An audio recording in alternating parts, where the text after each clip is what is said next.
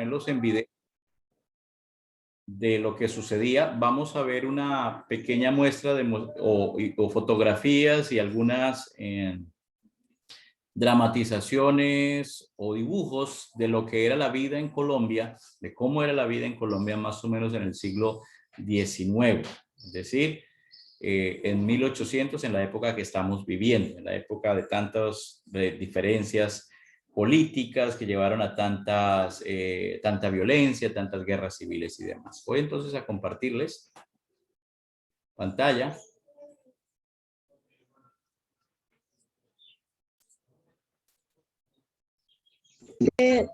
Profe, ¿usted dice que tomaron fotos?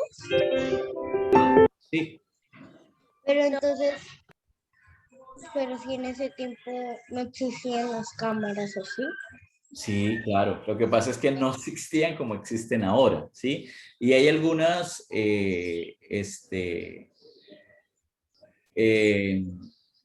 gráficos que eran más bien pinturas o dibujos, ¿sí? Hay algunos que sí fueron fotografías. Hay algunas de la historia más reciente, por ahí finales de 1800, principios de 1900. Y algunos edificios emblemáticos todavía se conservan hoy. Algunas son pinturas, son gráficos y demás de lo que pudo haber sido la época, ¿sí? Pero hay algunas representaciones. Ahorita la tecnología ha permitido hacer cosas muy interesantes con relación a cintas. No sé si ustedes han visto por ahí una recreación a color, una cinta que originalmente estaba muy mal y la computarizaron, bueno, hicieron una serie de cosas impresionantes y pusieron color a una escena de siglo XVIII, XIX, a color. En esa época, pues obviamente todo lo que quedaba registrado era blanco y negro, pero por la tecnología ha hecho cosas impresionantes, ¿no? Bueno, entonces a mirar.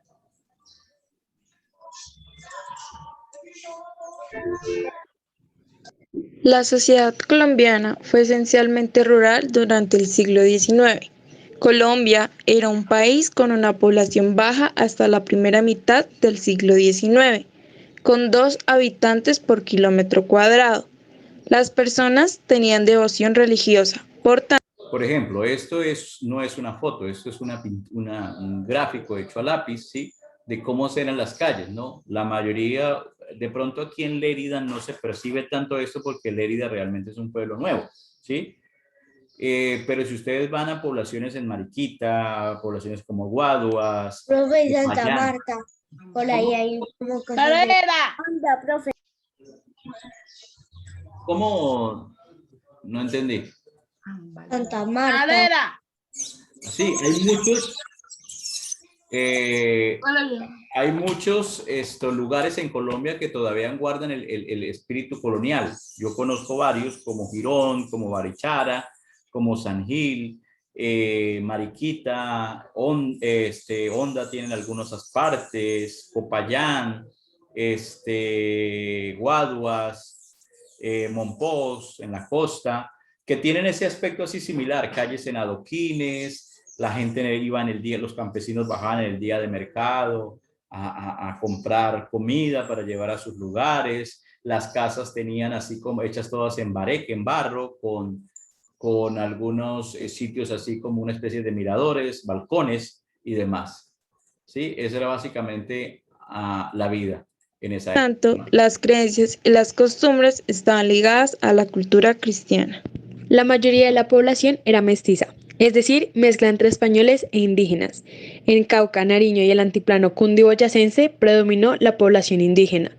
Ustedes se han preguntado de dónde vienen nuestros trajes típicos. Bueno, de esa época, ¿sí? Estos son pinturas, dibujos que han hecho de lo que posiblemente era la vida cotidiana. Ustedes se acuerdan, cuando se habla de un traje típico de una campesina colombiana, generalmente cómo lo hacen, así como ustedes están viendo, ¿no? Una especie de falda larga, adornada en sus bordes, una camisa así que deja ver los hombros, ¿sí? Con algunos adornos, sombreros, en las zonas frías, pues como una especie de chal para cubrirse un poco, y los hombres generalmente con un pantalón oscuro y una camisa blanca, un sombrero y un carriel o una ruana o un poncho, ¿sí? estos son representaciones de lo que posiblemente era la vida cotidiana en el siglo XIX. Lo que le dio un carácter de pensamiento conservador al territorio. La costa pacífica y la región Caribe tuvieron una gran presencia de afro o negro como consecuencia de la esclavitud y de los palenques creados por los negros en las selvas de ambas regiones. En la región de Santander y Antioquia predominó la población blanca, donde los indígenas fueron casi extintos en la colonia. De hecho, la colonia antioqueña fue blanca y en menor grado mestiza. A finales del siglo XIX llegaron a la región Caribe inmigrantes del Cercano Oriente, en su mayoría palestinos, sirios, libaneses y jordanos. Aquí hay un hecho histórico del cual les voy a hablar que no tiene nada que ver con los temas que vemos normalmente, pero que tiene mucha influencia para nuestra cultura. Resulta que en el año de 1453, un grupo nuevo de personajes llamados los otomanos o turcos otomanos, que tienen su origen en lo que es hoy Turquía y Siria, lograron conquistar gran parte del territorio europeo, conquistaron Constantinopla y muchas otras ciudades cercanas a lo que es hoy Grecia, Hungría, Rumania y toda esa serie de cosas. Y obviamente Palestina, Líbano y todo eso. Para el año de 1840, ese gran imperio se acaba precisamente con una serie de guerras que hay en Europa, porque ellos eran de tendencia islámica, los cristianos no querían que eso pasara. Entonces, bueno, en fin, una serie de guerras. Y muchos de esos otomanos, ¿sí?, que en su mayoría eran libaneses, sirios, porque el imperio llegó a ser muy grande, habían turcos, habían sirios, habían libaneses, habían judíos, habían árabes, habían egipcios, habían rumanos, bueno, había de todo, pero como estaban en medio de un solo gran imperio, lo llamaron turcos. Dentro de esos grupos de turcos, muchos llegaron a nuestra costa Caribe, ¿sí? Y de ahí que hoy en nuestra idiosincrasia, generalmente cuando se habla de comercio, se habla que los turcos comerciantes, muchos de los que llegaron a Colombia no eran turcos realmente, eran libaneses, eran sirios, eran iraquíes, eran árabes, eran de muchos lugares. Pero como traían un pasaporte, que ese pasaporte los identificaba como turcos otomanos, porque pertenecían al imperio turco otomano, entonces generalmente les decían a todos los turcos, ¿sí? Y esos que en la costa hay muchísimos que generalmente cuando los tratan de personificar son esos que hablan así, hermano Majeto, y ese tipo de lenguaje son los que utilizan los humoristas y muchos de ellos para referirse. Hola, profe. Hola, Nicole. A ese grupo que llegó y que ustedes los encuentran hoy, está la influencia que hoy el presidente del Congreso de nuestra República, de apellido Char, es descendiente de ellos, de los turcos otomanos que llegaron. Incluso tuvimos un presidente descendiente de turcos otomanos que posiblemente que es la familia Turbay, ¿sí? El que fue presidente entre 1978 y 1982 en Colombia, ¿sí? Julio César Turbay Ayala se llamaba. Entonces, hoy ellos son muy dueños del comercio de la costa Caribe, ¿sí? Ustedes de pronto han escuchado hablar de la famosa Vicky Dávila, ¿sí? El suegro de ella, de apellido Génico, es descendiente de turcos otomanos y así muchas otras personas que eran. La famosa cantante Shakira, es descendiente también de turcos otomanos que llegaron a esa oleada. ¿Por qué? Porque resulta que al quedarse los turcos otomanos sin país, ya no tenían que los defendieran, muchos de ellos fueron tratados mal y entonces ellos dejaron su territorio para venirse a otros lugares y muchos de ellos llegaron a Colombia. ¿Cómo se empezaron a ganar la vida? Bueno, es bien interesante. Hay muchas anécdotas y crónicas que hablan de que ellos llegaron a la costa, como eran comerciantes, ellos andaban con un maletincito y vendiendo sus mercancías. Ellos iban de casa en casa vendiendo todo tipo de mercancías, ¿sí? Y la gente los compraba y los pagaba a cuotas. Ahí fue el inicio como de esos famosos créditos que hoy día tanto se ven. Ustedes ven todavía de pronto personas que venden cuadros, que venden cosas, que van por la calle vendiendo, compra usted, como saben que usted vive ahí, pues usted lo va pagando cada mes, cada 15 días, etcétera, le pasan a cobrar. Esa técnica, esa moda, por así decirlo, de ese tipo de negocios, lo trajeron los turcos otomanos. En esta época, al ser los dueños de esas tierras, el imperio turco otomano recibieron el nombre de turcos, Los turcos trajeron a esta región un área de pensamiento liberal y dirigido al libre cambio.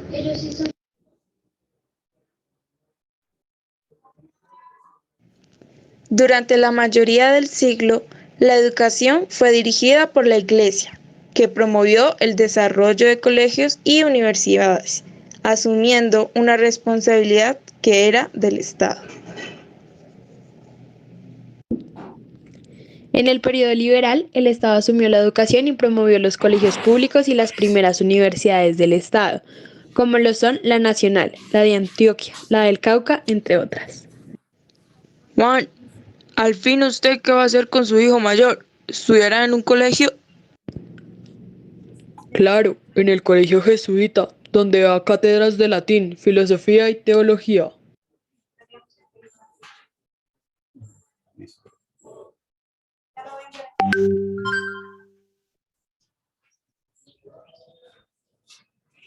El vestuario se mantuvo igual al del periodo de la independencia. Chicas, miren la moda durante el siglo XIX.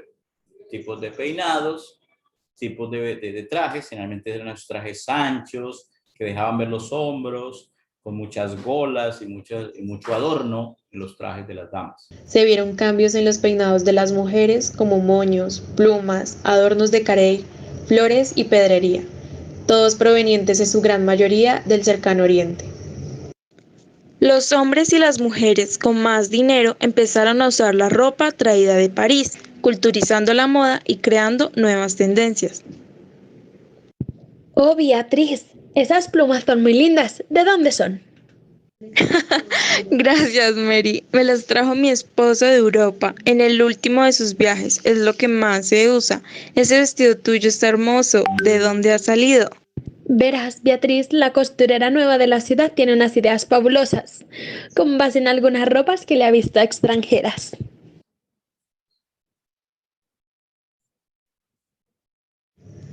De manera paulatina, las ciudades fueron dejando de lado la arquitectura colonial española y se fueron inspirando en la estética de construcciones de ciudades como París y Londres, que se convirtieron en referentes arquitectónicos. Sin embargo, fueron pocas las obras que se pudieron ejecutar debido a la falta de recursos económicos y a las guerras. Jesús, cariño, ¿podemos poner en el segundo piso balcones que se asemejen a las casas londinenses? Teresa, me parece mejor que la casa tenga muchas ventanas, un estilo más parisino.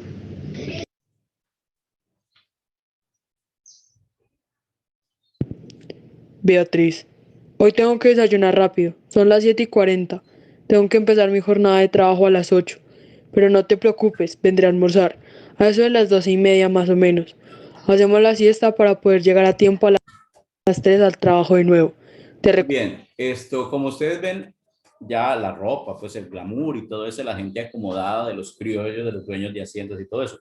Pero la gente del común utilizaba este tipo de trajes, una ropa, una camisa blanca, la famosa pañoletica rojita, que generalmente ustedes las ven que se utilizan mucho cuando se hacen actividades de idiosincrasia, de cómo se viste, el machete y el pantalón y las famosas alpargatas. Esa era el atuendo común de los colombianos de la época.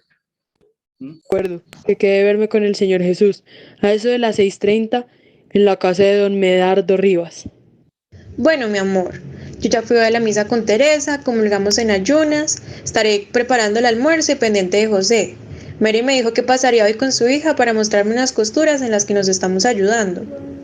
Mientras que, voy a devolver aquí un poquito, mientras que las mujeres de glamour y de sociedad pues hacían peinados y todo eso, la persona común que no tenía pues esos lujos y demás, venía trajes sencillos, sombrero, la época era una época de mucha creencia católica, entonces las mujeres andaban mucho con sus famosos chales para cubrirse la cabeza para ir a la misa, y generalmente dependiendo del clima, el tipo de blusas que utilizaban las mujeres podían ser de mangas cortas, donde se dejan ver los hombros, o mangas más largas si el clima era un poco más frío, como ciudades como Bogotá.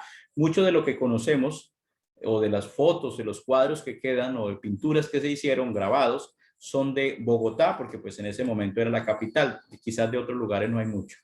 Unas costuras en las que nos estamos ayudando.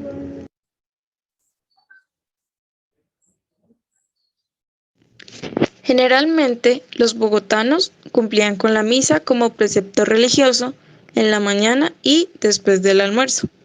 Hacían visitas, iban al teatro, salían a pasear por la sabana de Bogotá, también asistían a bailes, peleas de gallos, corridas de toros, carreras de caballos y jugaban cartas entre muchas otras actividades. Jesús, hoy domingo quisiera ir a pasear por la sabana. Antonia me cuenta que es un recorrido muy lindo y divertido para los niños. Mary, ya tengo las entradas para el espectáculo de hoy en la Plaza de Toros.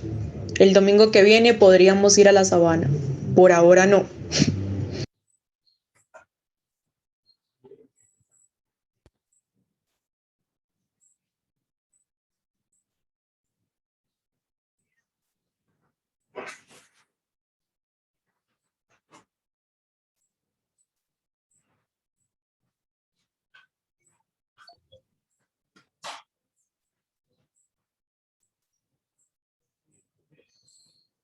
¿Listo? Entonces, básicamente, esa era la idiosincrasia de la gente, ¿no? ¿Visten igual a como vestimos ahorita? No. No, Totalmente diferente, ¿verdad? Era otra profe, no. Sí. Sí. otras costumbres. Y sobre todo Colombia era un país muy aislado del mundo, en ese momento no había tanto, ¿sí? Si nosotros miramos hoy de nuestra ropa, ¿qué pertenece realmente a lo autóctono colombiano? Nada. ¿Mm? ¿Sí? Utilizamos en su mayoría jeans, que fueron creados más que todo, el jean es un producto más que todo creado en Norteamérica. Camisetas y camisillas y toda esa serie de cosas que pueden ser hechas en Colombia, pero no guardan nuestra idiosincrasia, ¿sí? Si hay un sitio en Colombia donde sí se guarda mucho la idiosincrasia de su gente, que es en los llanos. En los llanos, si usted ve mucha gente vistiendo como viste normalmente un llanero, ¿sí? Trajes con botones pegados desde acá hasta abajo, alpargatas, sombrero y demás. Algunos de nuestros campesinos todavía conservan esas costumbres y obviamente nuestros aborígenes, ellos sí conservan mucho las costumbres tradicionales. Pero nosotros como colombianos hemos perdido totalmente la identidad. Y nadie se viste, pues, salvo para una ocasión especial, una presentación en el colegio y demás, que nos ponemos esas faldas para una comparsa, para supuestamente un baile, toda esa serie de cosas. Pero de resto, totalmente hemos perdido esa idiosincrasia. Que en cambio, por ejemplo, usted ve en muchos países hay mucha gente que se viste con los atuendos tradicionales, como por ejemplo el mexicano, se ve toda mucha gente, no todo el mundo, ¿no? Pero es muy común ver charros con su vestimenta y así sucesivamente, ¿sí? Es algo que no nos identifica a nosotros como nación. Ahora, dentro de lo que se mencionó allí, hay una ¿qué? Hay una cultura, ¿eh?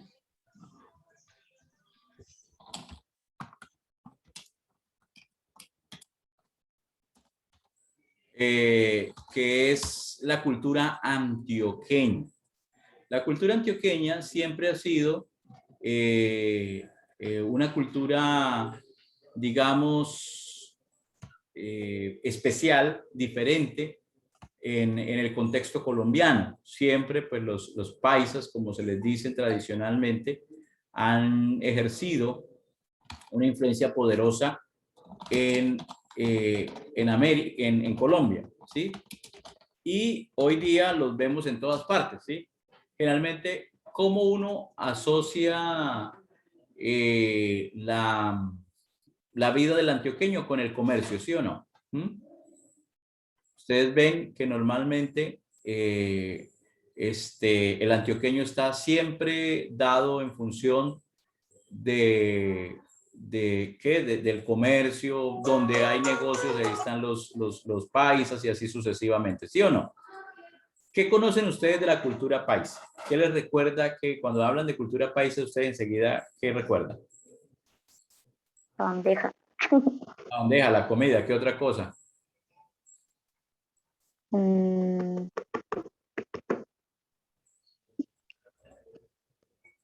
¿Ah?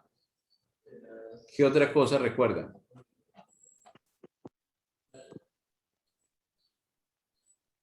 ¿Ah?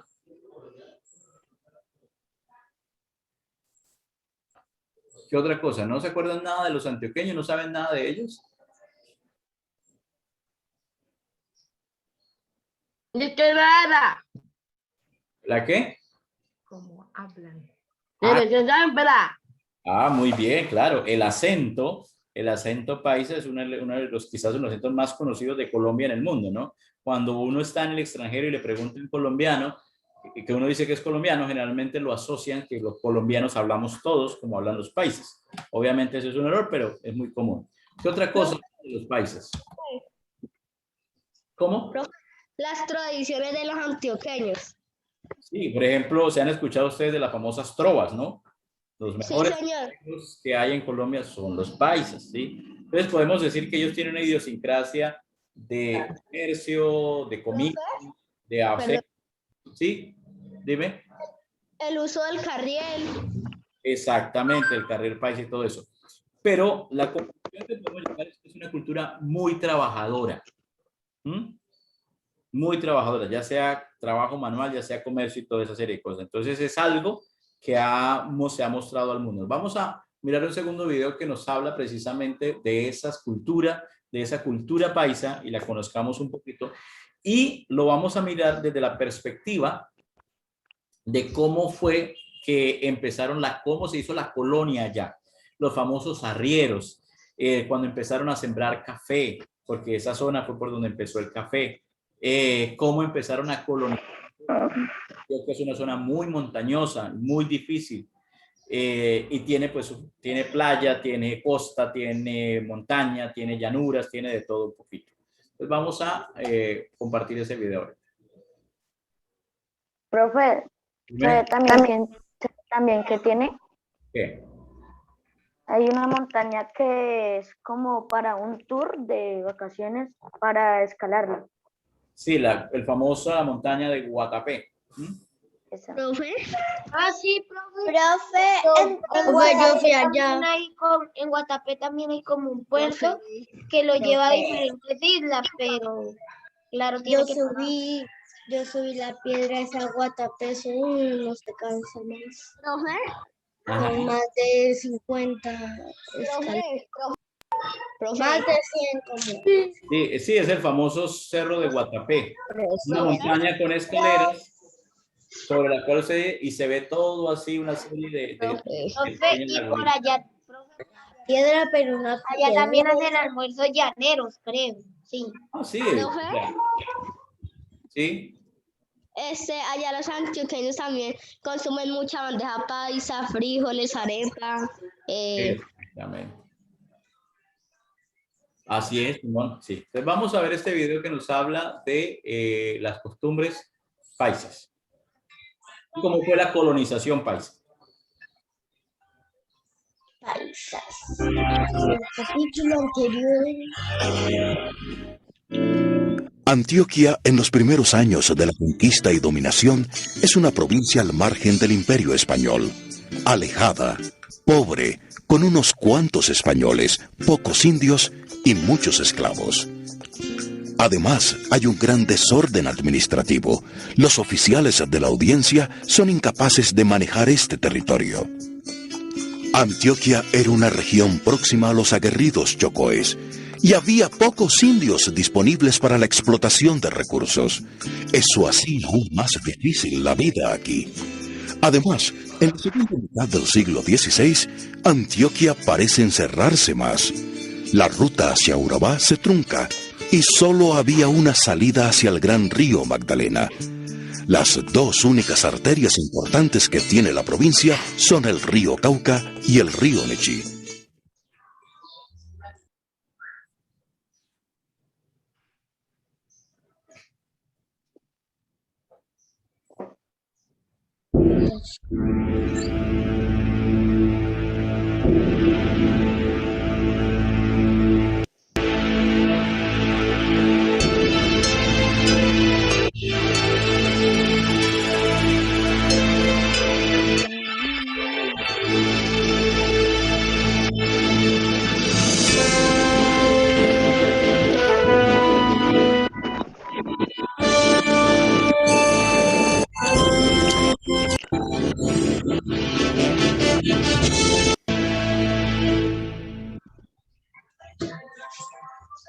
Los historiadores están Por favor, cerramos micrófonos porque si no, no nos escuchamos.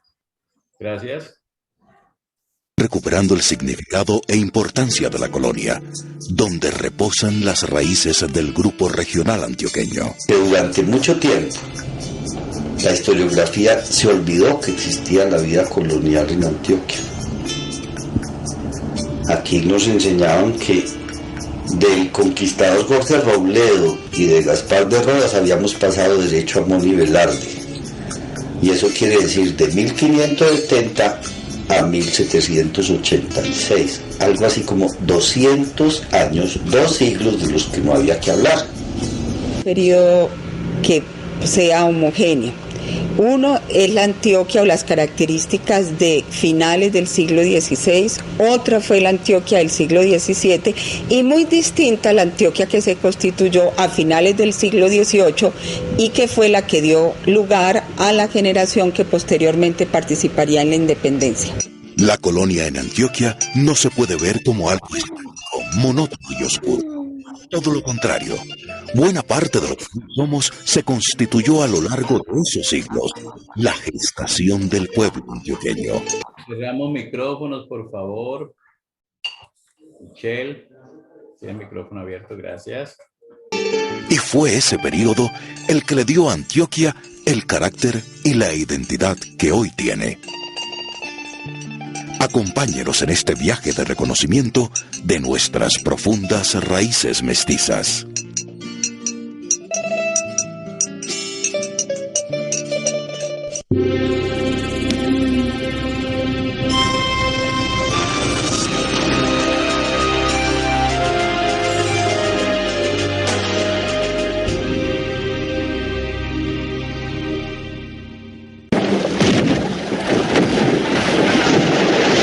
Paso de los años y dominado el territorio central de Antioquia, las actividades de conquista disminuyeron paulatinamente y una nueva forma de dominación y explotación empezó a gestarse: la colonia.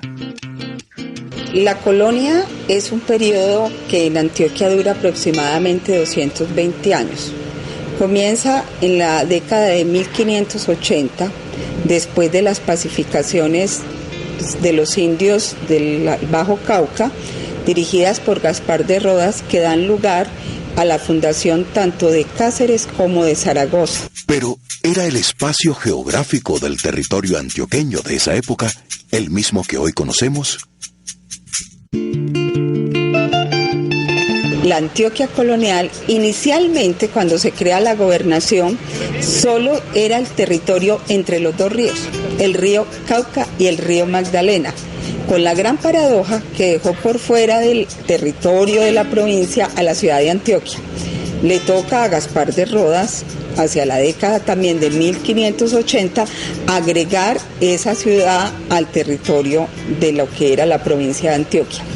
Era un territorio que comprendía desde la cordillera occidental hasta el río Magdalena y por el norte apenas llegaba hasta el Bajo Cauca. Urabá pertenecía a Cartagena. Por el sur iba hasta Río Negro y solo hasta 1740 se le agrega el oriente antioqueño, lo que hoy corresponde a Marinilla y Río Negro. Antioquia entonces, de ser un territorio muy pequeño, a lo largo del siglo XVII, XVIII y XIX se fue expandiendo y finalmente se consolida en 1905 como el departamento que hoy conocemos. Profe, una pregunta. Después. Luego, ¿los paisas no son solo de Medellín? No, la cultura paisa es lo que después va a ser Antioquia, lo que es hoy el departamento de Antioquia, el departamento de Caldas, son vecinos aquí nuestros, el departamento de Risaralda y el departamento del Quindío. Todo eso es la cultura paisa. Profe, pero no es que en Perú, que si uno dice que nace por allá en Perú, eso también es como que algo paisa. No, eso ya es totalmente diferente. La cultura paisa, con su idiosincrasia y demás, su forma de hablar, su comida y todo eso, es eso que le acabo reclamando. Porque Antioquia empezó siendo un territorio muy pequeño, pero se fue expandiendo y se hace grande precisamente en el siglo pasado, ¿sí? Por sobre todo la influencia del café, ¿sí? esa zona se volvió muy cafetera y se convirtió en el producto insignia colombiano y entonces empezaron a llegar muchas personas, ¿sí? A Antioquia, tanto de fuera del país, allá llegaron muchos judíos, muchos árabes, y asimismo también de otros lugares de Colombia se fueron, allá migraron hace muchos años y entonces ya prácticamente hace 150 años y el país. Pues del impacto inicial de la conquista, Antioquia es una región de frontera poco poblada. Los aguerridos pueblos indígenas no se han dejado someter, pero su población disminuye por las enfermedades que trajeron los europeos, por los sistemas de trabajo que les imponen y por la desintegración social que influye en su capacidad reproductiva. Lo primero que se hizo fue tratar de alejar a los indios de sus costumbres. Entonces había que vestirlos, había que enseñarles a hablar el castellano y tenían que dejar sus antiguas viviendas. Eso hizo parte de un proyecto mucho más amplio creado por la corona española, que fue la de la fundación de pueblos o la reducción de indígenas. San Juan del Pie de la Cuesta, Nuestra Señora de Sopetrán, San Antonio de Sabana Larga, San Antonio de Buriticá, Santiago de Ormaná y San Sebastián de Arete, pueblos tempranamente fundados por el visitador Herrera y Campuzano en 1616. ¿Cómo empiezan a afectar esas fundaciones a los nativos de estas tierras? Eso implicaba que los indios tenían que vivir en pueblos fundados por españoles en una cuadrícula. O sea, tenían que dejar sus antiguas habitaciones o sus antiguos bohíos. Eso fue un factor muy importante en la desestructuración del mundo indígena. O sea, ya no era tan importante pertenecer a tal etnia, o sea, ya no era tan importante que el indio tal fuera Tajamí o fuera de México o fuera Chocó, sino que lo importante era que el indio fulano de tal perteneciera al pueblo de Sopetrán o al de San Juan o al de Buriticá. Entonces se encuentran nombres como Pedro Cajamarca o Andrés Supía o Antonio Buriticá. Por otro lado, los españoles nunca fueron un grupo muy grande en estas tierras. La villa de Santa Fe, hacia 1559, solo tenía 12 vecinos españoles, pero el núcleo de los blancos no era un núcleo que en esa villa en particular fuera más allá de los 50 individuos. A finales del siglo XVI, a lo largo del siglo XVII y parte del siglo XVIII, Antioquia estuvo supremamente despoblada. Hacia 1616, según datos del visitador Herrera y Campuzano, en las jurisdicciones de Cáceres, San Francisco la Antigua del Guamocó, Zaragoza y la ciudad de Antioquia, los indígenas sobrevivientes a la invasión española no son más de 2.800. Quedaban otra serie de grupos no sometidos, sobre todo los que daban hacia el lado de la cordillera occidental, que genéricamente en ese momento se llaman los chocóes, por supuesto no están contados, pero los indios sometidos no quedaban sino 2.800 personas. Eso. Bien, dejamos hasta aquí. Chao. ¿Quieren hamburguesita? Hamburguesita. Miren, hamburguesita. ¿Quieren hamburguesita? Chao, profe. Chao. Chao, profe. Chao. Bye, bye.